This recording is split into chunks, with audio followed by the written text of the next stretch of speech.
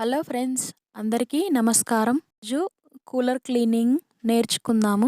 నేను ఎలా క్లీన్ చేస్తానో మీకు ఒకసారి చూపిద్దామని ఈ వీడియో చేశాను. ఇలా చేయడం వల్ల కూలరు ఎక్కువ రోజులు పాడవకుండా వస్తుంది. మళ్ళీ సమ్మర్ వరకు పాడవకుండా ఉంటుంది. క్లీన్ చేస్తానో ఒకసారి చూడండి. తెలిస్తే పర్వాలేదు, తెలియని వాళ్ళు నేర్చుకోండి. సమ్మర్ అయిపోయింది కదా ఫ్రెండ్స్, వాడి అలాగే పెడితే పార్ట్స్ అన్నీ జంగు వస్తాయి. ఇలా క్లీన్ చేసుకోవడం వల్ల జంగు రాకుండా ఉంటుంది. క్లీన్ చేసిన తర్వాత ఆరిన తర్వాత కవర్ కప్పి పెట్టితే కూలర్ పార్ట్స్ అన్నీ పాడవకుండా ఉంటాయి. వీడియో చూస్తున్నట్లయితే please subscribe to my channel. నా వీడియోలు చూడండి, నచ్చితేనే సబ్స్క్రైబ్ చేసుకోండి. కోల్గేట్ పేస్ట్ పెట్టడం వల్ల మురికిపోతుంది, షైనింగ్ కూడా వస్తుంది.